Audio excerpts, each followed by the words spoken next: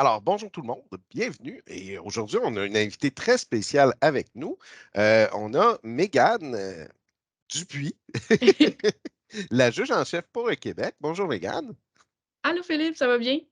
Ben oui, et toi? Oui, ça va bien, merci. Super. Écoute, Mégane, pour les gens qui ne te connaissent pas, tu es quelqu'un de très impressionnant. Ça fait quand même des années que tu es dans l'environnement First. Raconte-nous un peu c'est quoi ton chemin, là. Qu'est-ce qui te mène à ce poste-là? Oui, ben, dans le fond, moi, ça a commencé là, à la même place que vos élèves. Fait que moi, j'ai fait la compétition quand j'ai commencé vers 10 ans, là, en 2013 environ, que j'ai fait FLL. Après ça, j'ai décidé de continuer en FRC pour ensuite là, venir travailler comme chargé de projet chargé de programme chez Fusion Jeunesse pour le programme de la First Legalese qui m'a amené à mon poste de juge en chef l'année dernière. Puis j'ai décidé de continuer là, cette année comme juge en chef. Ben, on est très content de t'avoir. Donc, ça fait combien de temps que tu fais du First, là, toute expérience confondue? On doit être à 10 ans, là. Dans le fond, c'était en 2013, ma première compétition, fait que, on est en 2023. OK, t'es comme une super alumni, là. Ouais. Fait que, Mégane, cette année, on a beaucoup d'équipes recrues, puis il y en a beaucoup qui se demandent comment ça se passe, une compétition, surtout le volet présentation. Je sais qu'on a parlé beaucoup du jeu du robot dans tous les livres, il y a moins de documentation. Est-ce que tu pourrais nous emmener, nous décrire un peu c'est quoi, comment ça se passe pour une équipe qui viendrait faire la présentation devant un juge? Oui, ben, dans le fond, à la compétition, il va y avoir des tentes ou des espaces réservés aux juges où ce que les 10 jeunes de l'équipe vont aller pour faire la présentation. Donc, dans cette tente-là, il va y avoir environ 3 juges et chaque juge va noter un peu des parties différentes, mais les jeunes présentent aux 3 juges là, de façon égale pour toutes les parties. Donc, les jeunes arrivent dans la tente. Ils ont 2 minutes pour s'installer. Pendant ce temps-là, ils vont s'installer, l'enseignant sort de l'espace et ils vont commencer une présentation de 5 minutes sur la présentation du projet. Par la suite, Mégane, oui, quand tu parles d'installation, c'est quoi? Qu'est-ce qu'ils ont à installer? ben, si jamais ils ont une pancarte, ils peuvent la mettre sur une chaise. Eux, si c'est une petite pièce de théâtre qu'ils préparent, ben, ils peuvent se placer. Donc, juste pour être sûr, dans le fond, de garder dans le temps qu'ils ont avec les juges, là, on leur donne un petit 2 minutes au début pour être prêts. Ils peuvent se faire un petit cri d'équipe comme qu'ils veulent, mais du moment qu'ils rentrent dans la tente, 2 minutes après, il faut qu'ils commencent leur présentation sur le projet innovant. Un cri d'équipe? Il y en a qui se font des cris d'équipe? Oui, il y en a qui préfèrent des cris d'équipe là, pour s'encourager. Super. Fait qu'on était à la présentation. Une Oui. fois ils sont installés, qu'est-ce qui vient après? Dans le fond, là, ils font la présentation du projet innovant. Après ça, il y a un juge qui va leur poser des questions environ pendant 5 minutes sur le projet. Fait que c'est super important que les jeunes soient capables de répondre aux questions qui vont leur être posées, fait qu'ils connaissent bien leur sujet. Par la suite, ils vont présenter le robot pendant 5 minutes. Donc, c'est les mêmes 10 jeunes qui pouvaient être dans l'attente. C'est les mêmes personnes qui doivent présenter aussi le robot. Donc, il faut être sûr là, que durant les présentations, tout le monde soit à l'aise, autant avec le projet qu'avec le robot. Après ça, la même chose, il va y avoir 5 minutes de questions sur le robot. Par la suite, il va y avoir une réflexion de 3 minutes sur les valeurs fondamentales. Donc, on ne demande pas nécessairement de préparer une présentation. Les juges, ils ont un peu des questions ou avec ce qui a été reflété durant les présentations plus tôt, ils vont se faire poser des questions et les jeunes vont pouvoir parler de leur expérience durant l'année dans l'équipe. Par la suite, ben, un des juges va donner une rétroaction générale pendant 5 minutes des bons coups et des mauvais coups. On peut se profiter de ça si jamais vous passez au niveau supérieur pour prendre ces conseils-là, dans le fond, puis améliorer ces points-là. Ou si vous allez avoir accès là, au grille d'évaluation pour pouvoir justement où ce que le feedback va être noté. Mais d'habitude, c'est vraiment une partie importante de l'évaluation. Puis après ça, les jeunes peuvent sortir. OK. Mais justement, tu parles de grille d'évaluation. Oui. Si on va dans le détail, là, c'est quoi la grille d'évaluation au niveau du projet d'innovation, par exemple? Pour la grille du projet d'innovation, il y a 6 catégories. Il y a, pardon, il y en a 5. Il y a premièrement, c'est identifier. Ce qu'on veut dire par là, c'est l'équipe a clairement identifié un problème qui a été documenté. Donc, ils ont identifié un problème dans la communauté, puis ils ont fait beaucoup de recherches dessus. Et comment que les grilles sont évaluées? On a novice, en développement, accompli ou excède. Pour avoir excède, il faut vraiment que ça soit démarqué. Donc, il n'y a pas de critères dans la grille. Faut juste que si on pense que l'équipe s'est vraiment démarquée à ce niveau-là, qui a excédé nos attentes, on va pouvoir cocher, mais c'est pas quelque chose qui est inné. OK. Donc, on Fait peut que dire, dans toutes les grilles, ils vont avoir comme mm, trois catégories. Donc, il y a trois scores qu'on peut oui, avoir. C'est novice en développement accompli. Puis ça, peu importe quelle ouais, catégorie ou sous-catégorie de grille, c'est toujours un peu ce qu'on va rechercher. Puis exactement. donc, la différence entre accompli et en développement, je ne suis pas trop sûr d'avoir saisi. Ben, dans le fond, je peux donner l'exemple de quand on parle de l'identification du problème.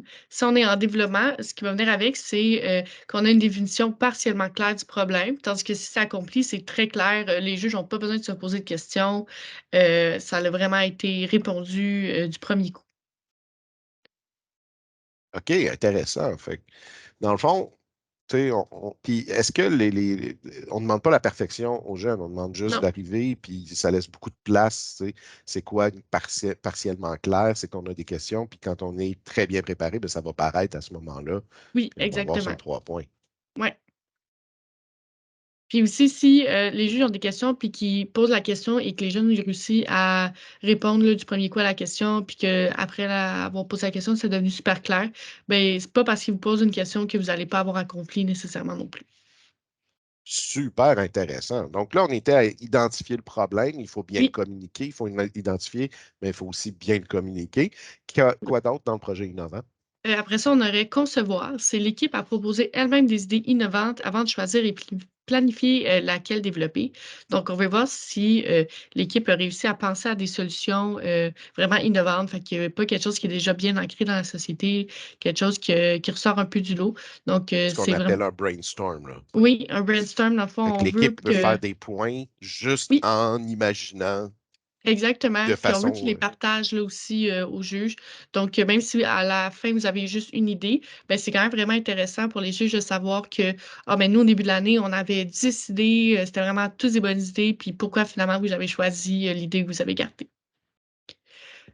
Fait que Le... c'est important de prendre des notes pour le Oui. coach. C'est important de prendre des notes quand on le fait. Parce que ce que je vois là, c'est le processus normal. On identifie un problème, il faut que ce Mhm. soit clair, il faut que le coach ait pris des notes là-dessus, mais aussi le chemin qui mène à choisir le problème. Ouais. Ben, c'est important d'avoir une documentation. Aussi, le cahier, j'imagine, le cahier de l'ingénieur, c'est un peu à ça qu'il va servir. Oui. Oui, exactement. On peut noter les idées dans le cahier de l'ingénieur. Sinon, le prof aussi peut s'assurer de prendre des notes. Nous, ce qui nous intéresse en tant que juge, oui, c'est le produit final, mais surtout de voir le cheminement, comment on s'est rendu là, à ce produit final-là.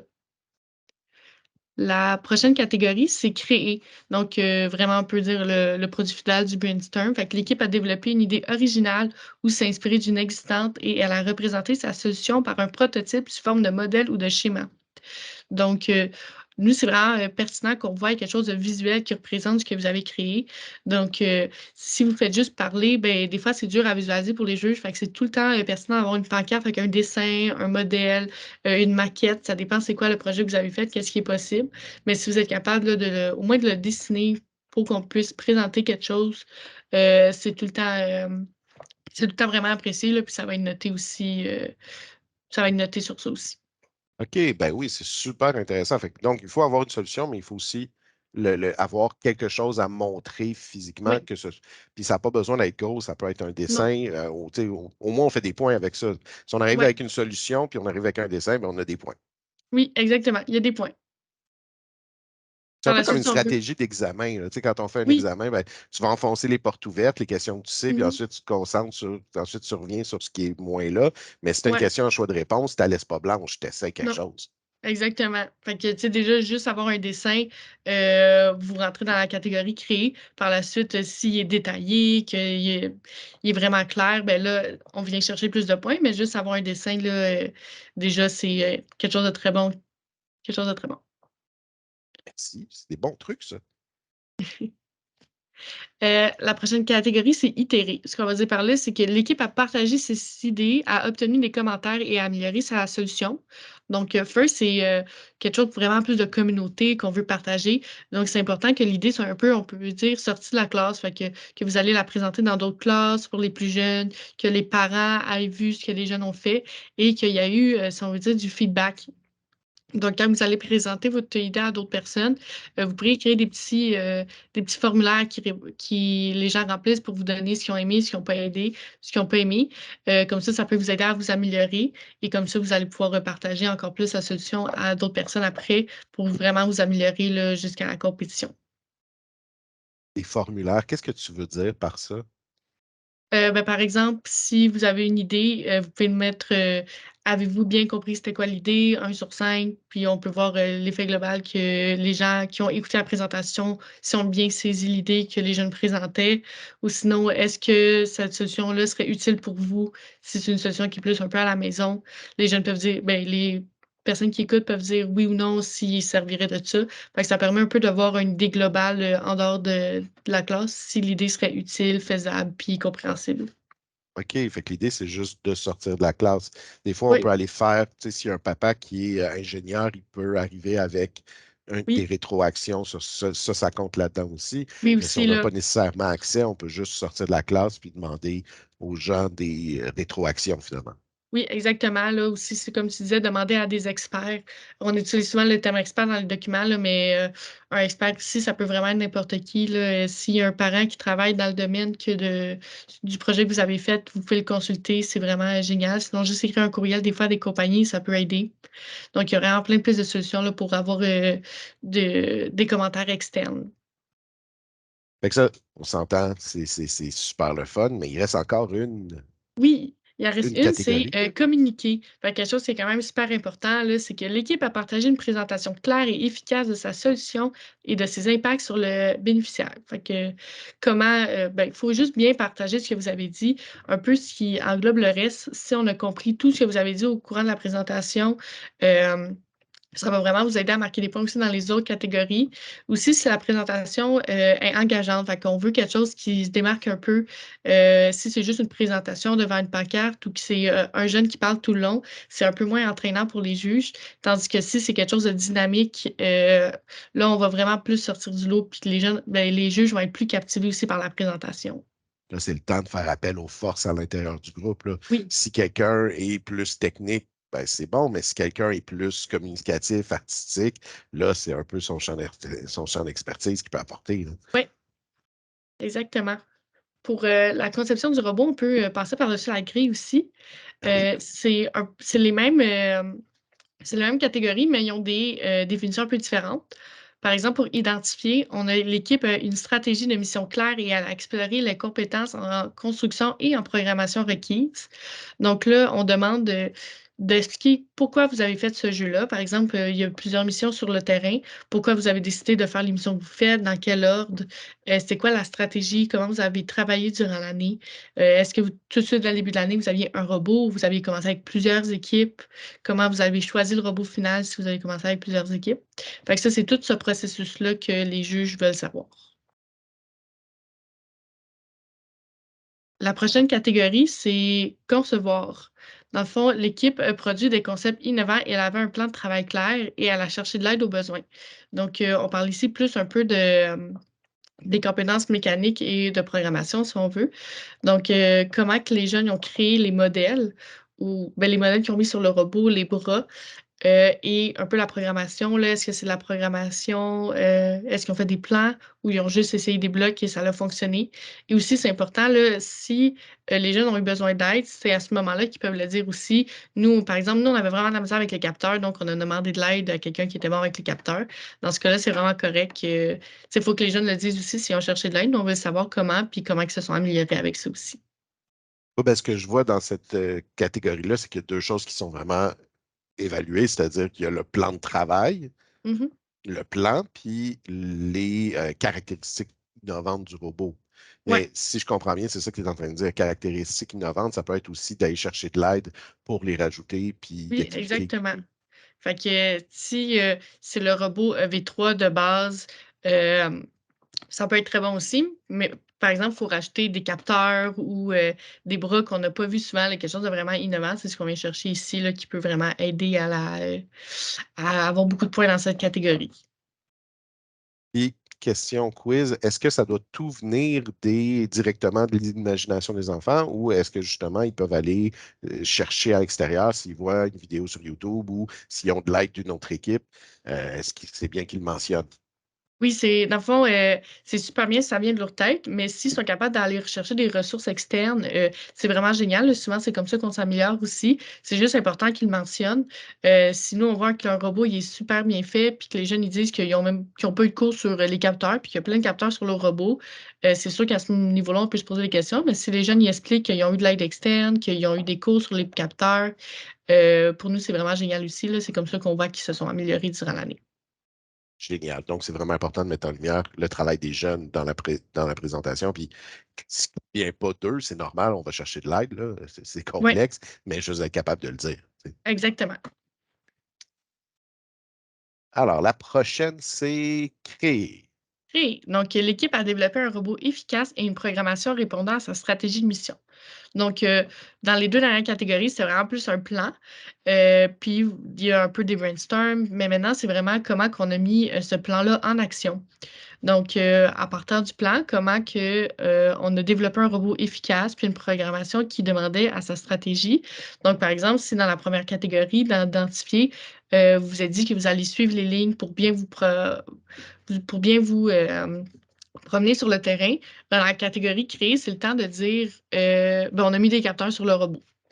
Donc, c'est comment vous avez mis en action ce que vous avez dit plus tôt. Donc, vraiment, vous avez eu plein d'idées innovantes. Maintenant, c'est quoi, comment vous avez créé cette idée innovante-là? C'est quoi que vous avez fait? Ça aussi, là, c'est vraiment important comme catégorie. C'est là qu'on voit un peu le produit de vos plans puis de vos brainstorms. Pas parce que dans le fond, les élèves doivent, tu sais, ils font leur pseudocode, ils font leur stratégie, ils Ouais, décident quelle mission. Ça, c'est un plan, c'est un plan de mission, c'est un plan de ouais, stratégie. Puis là, c'est important de faire le lien entre ça puis comment on a construit notre robot. En fait, on n'a pas le choix de le faire. ouais, Ça se fait naturellement, il s'agit juste de le présenter devant les juges. ouais, exactement.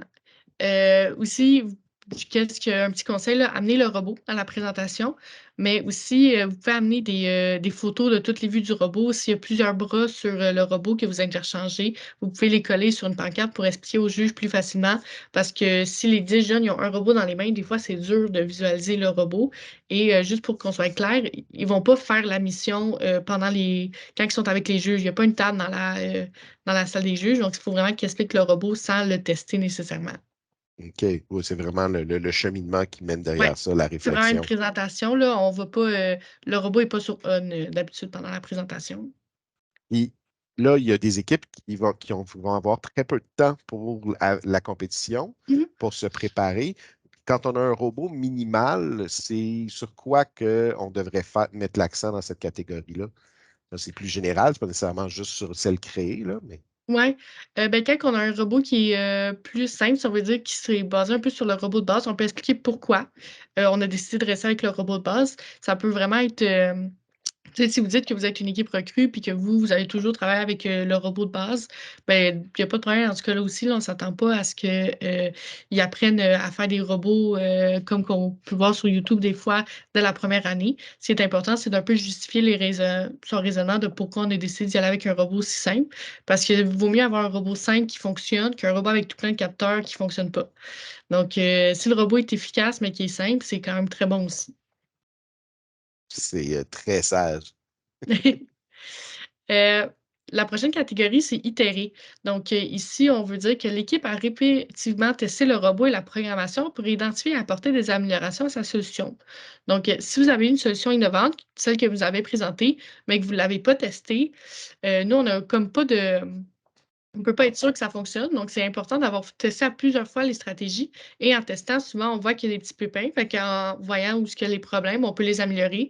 Donc, on peut vraiment là, on peut tester, améliorer, jusqu'à temps qu'on soit vraiment satisfait avec le résultat. Donc, nous, on veut voir là, justement à quel point vous avez testé, vous avez tout testé, puis à quel point vous avez pu mettre de l'amélioration là-dedans, là, autant du niveau du robot que du code. Il y a vraiment une distinction à faire, mais en même temps, ils sont évalués de la même façon. Si le robot, le mécanisme est très, très stable, qui fonctionne tout le temps, le bras, il monte tout le temps, mais c'est la programmation que le robot, il arrive jamais à la même place. Donc là, On veut voir comment vous avez testé puis comment vous avez arrangé ces problèmes-là. Par exemple, si votre robot, il arrivait jamais à la même place, vous pouvez dire: «Ah ben, nous, il arrivait jamais à la même place, donc on a décidé de créer un gabarit». Donc en créant un gabarit, maintenant le robot, il part à la même place, il finit à la même place. Donc là, on voit que vous avez eu un problème, que vous avez eu une solution. Donc c'est ce qu'on veut dire par, itérer puis, tester le robot, maintes fois. C'est bien ça, parce qu'en tout cas, c'est un bon outil pour les coachs. Quand les jeunes sont en train de faire le robot, là, puis là, monsieur, madame, ça marche pas, là, le robot, Ouais, là, ben, ils sont en train de faire des points, là, ils sont en train d'itérer, puis ouais. ils sont dans la bonne direction. Oui, puis c'est ça, il faut le noter aussi, là. Souvent, on a peut-être tendance à juste présenter ce qui fonctionne à la fin, mais nous, c'est vraiment important de voir tout le cheminement de l'équipe, là. Fait que, ah, ça l'a pris 2 mois, là, avant qu'on ait une bonne solution, puis que ça fonctionne à tous les coups. C'était long, ça marchait une fois sur 10, mais maintenant, on a trouvé une solution, puis maintenant, ça fonctionne. La dernière catégorie, c'est la même que tantôt, c'est communiquer. Fait que ça ressemble un peu à ce qu'on disait tantôt, là, c'est la présentation du processus de conception technique du robot par l'équipe était efficace et a illustré l'implication de tous les membres de l'équipe. Ce qui est un peu nouveau ici, mais ce qui était très vrai pour l'autre présentation aussi, c'est, l'implication de tous les membres de l'équipe. Souvent, on a tendance à diviser l'équipe où ce que des gens vont se concentrer plus sur le robot ou plus sur le projet.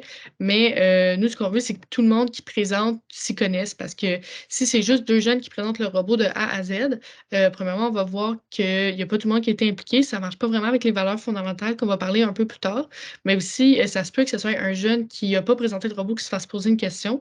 Puis si ce jeune-là peut pas répondre à la question, on va perdre un peu de points à ce niveau-là. Mais si tout le monde peut répondre à la question, tout le monde connaît ce qui s'est passé sur le robot. Peut-être que c'est pas toutes les jeunes qui vont avoir touché au robot final de la compétition, mais s'ils se sont tous fait expliquer, qu'ils auraient tous été capables de le faire, c'est très bien, là, c'est ça qu'on vient chercher ici. Donc, c'est important que, pas juste pour la présentation, mais tout Oui, le long, à tout toutes les le étapes, que tous les jeunes aient l'occasion de toucher au robot, ouais, puis à tout le moins qu'ils participent au processus de décision. ouais, exactement. C'est ça qui est super important, là. Il y a on a partie projet, on a la partie robotique. C'est important que les jeunes puissent, toucher de tout durant toute l'année. Ils vont peut-être se concentrer sur les choses qu'ils aiment plus, qui vont y aller avec intérêt, mais en même temps, c'est vraiment pertinent qu'ils connaissent ce qui se passe, de l'autre côté aussi, puis qu'ils soient capables de le reproduire, si on leur demandait de le faire. C'est génial. Merci, c'est très clair. C'est vraiment un deep dive. On s'en Mmh. va loin. Si t'es prête à poursuivre, on pourrait aller avec les valeurs fondamentales. Oui, les valeurs fondamentales, c'est un peu différent parce qu'ils sont observés durant toute la présentation. Il n'y a pas une présentation de 5 minutes comme les autres catégories. La première valeur fondamentale, à ce niveau-là, vous les connaissez peut-être déjà, mais c'est la découverte. Fait qu'on va la question qu'on se demande, c'est est-ce que l'équipe a exploré des nouvelles compétences et de nouvelles idées? Donc, si vous avez répondu à tous les critères dans les autres catégories, ben, dans le projet et dans le robot, ça, vous devriez tout de suite le marquer, déjà parce que le but, c'était de découvrir justement des nouvelles compétences. Donc, si vous suivez le projet puis le robot, il ne devrait pas avoir de problème de ce côté-là. Même chose pour la deuxième, c'est l'innovation. Fait que c'est l'équipe à persévérer et à utiliser sa créativité pour résoudre des problèmes. Donc, on utilise là, l'innovation autant dans le projet que dans le robot. Donc, c'est un peu, ça reflète tout ce que vous avez présenté au cours de la présentation. Si les juges, ils n'ont pas senti que vous avez présenté une des valeurs fondamentales très clairement, eux, ils vont juste vous poser des questions, ben, des questions aux jeunes, puis les jeunes vont pouvoir répondre. Puis, c'est pas parce qu'ils ont pas senti, les valeurs qu'ils peuvent pas avoir leur point, là. Quand il va y avoir la réflexion, si les jeunes savent bien répondre, qui ont des bons exemples, il y aura pas de problème à ce niveau-là aussi. La prochaine catégorie, c'est l'impact. Donc, l'équipe a appliqué, ce qu'elle a appris pour améliorer son entourage. Donc, même chose, ça va un peu avec l'itération, qu'on a vu tantôt, là. L'équipe sort de la classe, ils vont présenter, la solution qu'il y a. Elle touche beaucoup de gens. Elle touche pas juste, eux, elle touche toute la communauté. Ça a un gros impact, dans les comme valeur. Hem, la prochaine, c'est l'inclusion. Donc, ça revient un peu à ce qu'on disait tantôt sur, c'est pas juste 2 membres de l'équipe qui présentent, c'est toute l'équipe. Donc, ce qu'on veut dire par là, c'est l'équipe a fait montre de respect et elle, est ouverte à la diversité. Donc, aussi quand ils trouvent, par exemple, une solution, si la solution innovante est juste accessible à une petite partie de la population, c'est pas très inclusif. Fait qu'on veut une solution qui est, vraie et bonne pour le plus de gens possible et aussi autant dans l'équipe, là, qu'il y a de l'inclusion, qu'il y ait autant de filles que de gars dans l'équipe, que les 10 personnes parlent, que tout le monde soit impliqué, tout au long du processus. La prochaine valeur, c'est le travail en équipe. Donc, l'équipe a clairement démontré comment elle a travaillé en équipe durant la saison. Vous êtes une grande équipe. Oui, des fois, ça peut paraître évident, sauf qu'il faut montrer des exemples aussi de comment vous avez travaillé ensemble. Si vous avez eu plusieurs petites équipes durant l'année qui ont fini par se rejoindre, il faut montrer comment les petites équipes ensemble y ont travaillé. Euh, c'est pas mal ça pour le travail d'équipe. Il faut juste être sûr de le démontrer aux juges, pas penser que c'est inné dans leur tête parce que vous êtes déjà une équipe. Et la dernière valeur, c'est le plaisir. Donc, l'équipe a manifestement eu du plaisir et a pris le temps de célébrer ses réalisations. Donc, oui, c'est beaucoup de travail, tout ça, mais il faut célébrer aussi puis être fier de nous. Donc, aussi, ils veulent voir les juges comment que vous êtes fiers de vous, comment vous avez célébré ça, puis que vous avez du plaisir. Là, si, ça se peut que les enfants soient stressés aussi, mais si ils n'ont pas eu le sourire une fois durant la présentation, qu'ils ont pas de l'air, qu'ils ont l'air d'être un peu forcés à être là, c'est sûr que ça donne moins de coups aux juges. Puis aux jeunes aussi, là, on veut que les jeunes soient heureux d'être là. Fait qu'ils peuvent montrer aussi comment ça a été quoi leur bon coup, qu'est-ce qu'ils ont été contents de faire cette année. Juste en parler aussi là-dedans. Je voudrais revenir sur un mot que Oui. tu as utilisé, c'est Mhm. célébration. Qu'est-ce qu'on Oui. entend par célébrer ses réalisations concrètement? Oui, ben dans le fond, ça peut être juste si vous avez une rencontre par semaine, à la fin de chaque rencontre, vous regardez ce que vous avez fait, puis vous êtes fiers de vous. Donc, vous pouvez célébrer, là, vous pouvez organiser des petites activités qui ne sont pas nécessairement en lien avec le projet ni la robotique, mais qui vous permet là, d'ensemble, en tant qu'équipe, être fiers de vous. Donc, célébrer, ça peut être des dîners où ce que vous dînez ensemble sans nécessairement travailler sur le projet, ou à la fin de l'année, vous pouvez organiser quelque chose où ce que même les parents sont invités pour venir voir ce que vous avez fait. Juste quelque chose qui sort un peu du cadre de la robotique. Oui, ben c'est ça, prendre le temps de montrer, de souligner nos bons coups, puis d'être en équipe, finalement. Ce qu'on fait, Oui, en fait, c'est des choses qu'on fait dans le cadre du projet naturellement. Il suffit de les documenter, porter une plus grande attention, puis montrer aux membres de son équipe de le partager oui, exactement. à la présentation. Oui, Et t'aurais-tu un exemple? Parce que ça, si j'ai bien compris, les valeurs fondamentales, il n'y a pas de présentation formelle avec ça. Donc, c'est non, émaillé, il faut que ça apparaisse dans les deux autres présentations. oui, Puis, exactement. celle-là, par contre, il va y avoir des questions qui vont être posées. Est-ce que tu aurais un exemple de juste une question, par exemple, qui pourrait être posée en lien avec les valeurs fondamentales? Oui, ben, on peut y aller pour le plaisir, là. Ça peut être des questions vraiment qui vont être très, très claires, là, dès le début. Par exemple, les juges pourraient demander, c'est quand vous avez eu le plus de plaisir dans votre travail, cette année? Donc là, les jeunes peuvent vraiment ce qui est important, je pense, c'est de trouver des exemples, puis d'être prêt à un peu à avoir des exemples pour toutes les valeurs fondamentales. Ils pourraient aussi demander, ça a été quoi votre plus gros défi en équipe cette année? Heu, là, on va plus essayer d'aller chercher des réponses sur le travail en équipe. Comme là, les gens ils vont pouvoir expliquer comment ils ont travaillé en équipe et tout. Donc, juste garder en tête là, d'avoir des exemples avant de rentrer dans la présentation, de comment vous avez fait preuve, de toutes les valeurs. C'est un excellent truc, ça aussi, pour se Mmh. préparer. Tu sais. Des fois, ça peut être Ouais. dur. Si on parle, il faut expliquer une stratégie à 9 ans, 10 ans, c'est pas tout le temps évident, Ouais. mais des exemples concrets, ça, un jeune, il est bon pour s'en rappeler, là. Ouais. Super, merci beaucoup. Écoute, la question qui suivait, c'est as-tu des trucs? Mais je pense qu'on en a donné beaucoup. Ouais. Euh, mais à écouter tout ça, je veux dire, on évalue un paquet de choses. Ouais. Et on s'entend, ça peut être stressant parce que là, c'est toutes des notes, 1 à 4. Là. Et je ne pense pas qu'on s'attend qu'une équipe performe dans tout, qu'il y ait Non. 4 dans toutes partout. Là. Non, non, moi, j'ai jamais vu une équipe que je carré parfait partout. Ce qu'on s'attend, ce qu'on préfère aussi, c'est qu'une équipe qui est bien répartie. Donc, si une équipe score 100% de ses points dans identifier, concevoir, mais que dans communication puis dans itérer, ils ont zéro fait ça, c'est moins. Quand on évalue aussi, ça veut c'est moins, pas c'est moins bon, mais nous, ça vient moins nous chercher. Tandis que si une équipe a eu, 3 un peu partout, il y a eu quelques 2, on aime mieux ça là qu'avoir, 2, 3, 4 puis plein de 1. Oui, je comprends.